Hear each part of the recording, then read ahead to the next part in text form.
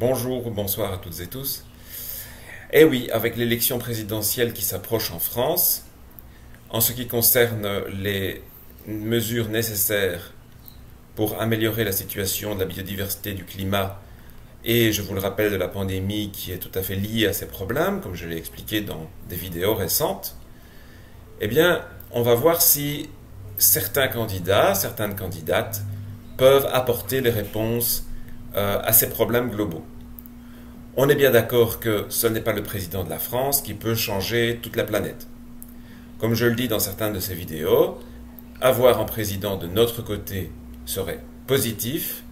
Il n'y aura pas une personne providentielle qui changera tout. Par contre, il ne faut pas se leurrer.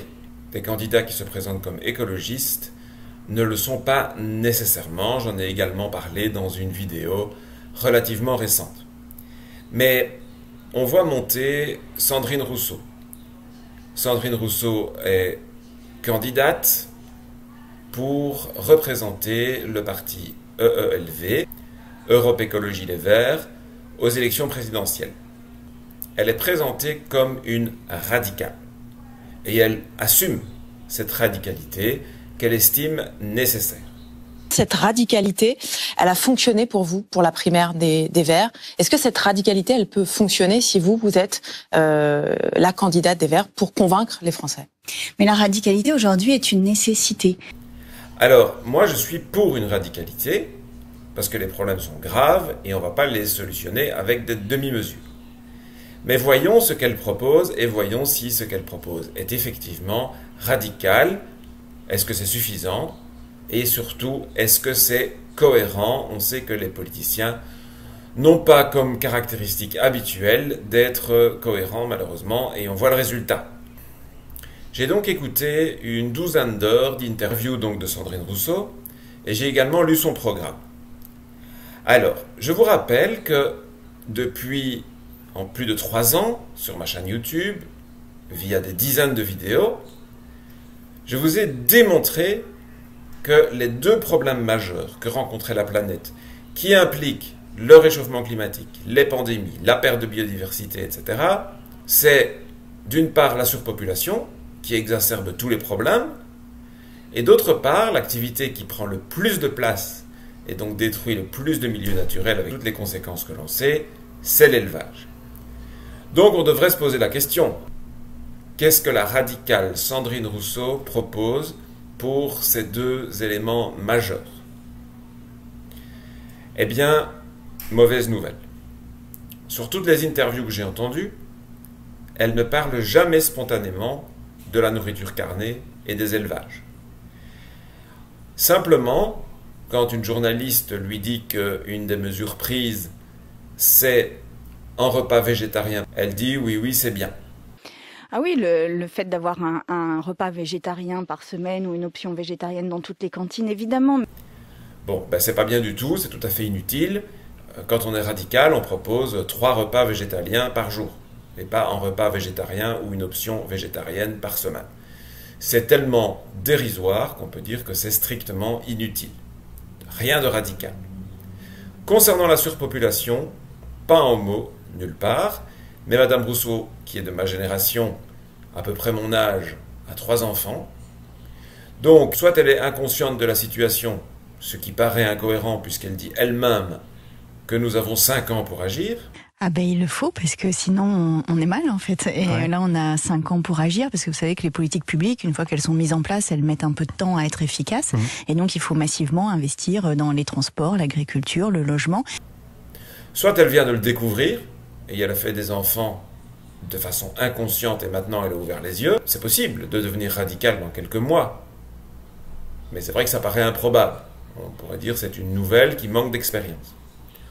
Ou alors elle est en pleine dissonance cognitive. Elle se rend compte que la situation va mal, que le bateau coule, mais elle invite ses enfants à venir sur le bateau, qui est en train de couler. Bon.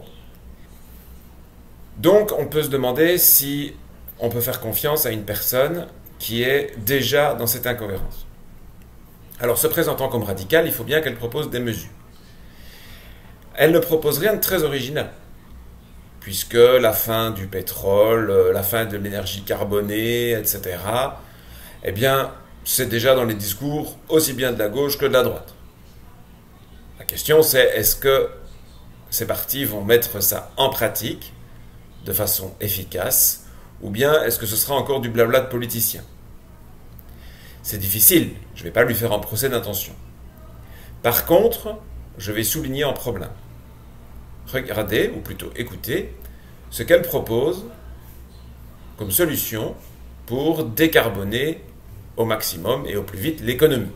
Un des leviers les plus importants pour diminuer nos émissions de carbone et donc faire une transformation écologique efficace, c'était les process de production des entreprises. Donc on a absolument besoin d'accompagner ces entreprises pour qu'elles changent leur process de production. Mais pour cela, on ne doit pas les laisser seules face au marché, seules face à la concurrence internationale. On doit au contraire les protéger par un protectionnisme. J'imagine qu'on y viendra, mais on doit aussi faire en sorte qu'on redistribue une partie de ces recettes pour les aider à le faire. Donc elle propose du protectionnisme, ce qui permettra de garder l'économie en France et donc de mieux la contrôler. Et ainsi, on peut favoriser les compagnies, les sociétés vertueuses avec un système de fiscalité avantageuse et même des aides à la transition, etc. Et au contraire, défavoriser, c'est-à-dire taxer les entreprises polluantes. Eh bien, je dois souligner que je suis d'accord avec cette approche. Et je pourrais même dire bravo, au moins un point sur lequel je suis d'accord. Sauf que cette politique est absolument impossible dans l'Union européenne. Donc il faudrait savoir ce que Sandrine Rousseau propose par rapport à l'Europe. Il y a deux solutions.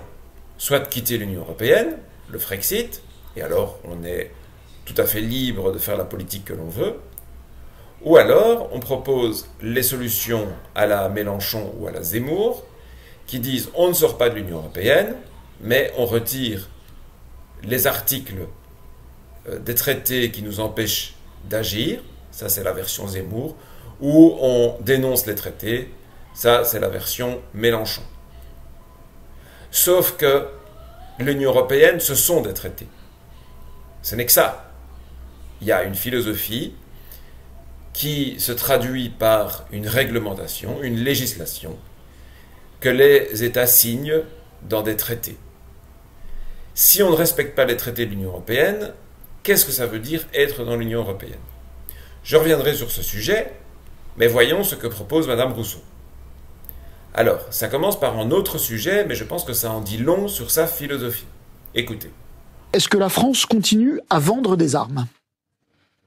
Pas à n'importe quel prix et pas n'importe comment. Et moi, je voudrais surtout qu'on développe une armée, une défense européenne. Donc, Madame Rousseau est tellement pro-européenne qu'elle veut progressivement réduire, voire détruire l'armée française au profit d'une armée européenne. D'ailleurs, Mélenchon a dit plusieurs fois, un peu ironiquement, eh bien, on ne respecte pas les traités, si l'Union européenne n'est pas contente, tant pis pour eux, de toute façon, ils n'ont pas d'armée, ils ne vont pas envoyer des chars à Paris pour nous obliger à appliquer leurs traités. La France est un des rares pays d'Europe qui a encore une armée plus ou moins fonctionnelle, mais si en plus on se détache de cette armée au profit de l'Europe, il est évident qu'il faudra respecter les règles européennes. Et du coup, le programme de Madame Rousseau est totalement inapplicable. Donc, je vais vous dire, je trouve que Madame Rousseau présente bien, elle débat bien, elle paraît avenante, agréable, elle a des idées qui paraissent être celles d'une idéaliste, et on pourrait la croire honnête, contrairement à des Macron, des Xavier Bertrand, etc. Donc, dans un face-à-face, Macron-Rousseau, évidemment, je serai pour elle. Pas de doute.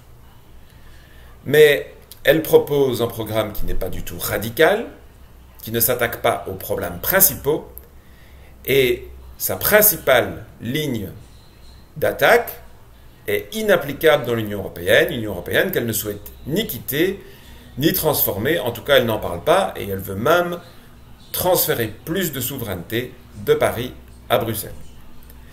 Donc, je pense que c'est de la naïveté de sa part. Je ne crois pas qu'elle soit une manipulatrice, je la vois plutôt comme naïve. Elle ne s'est peut-être pas rendue compte depuis si longtemps de l'état de la planète, expliquant qu'elle ait fait des enfants.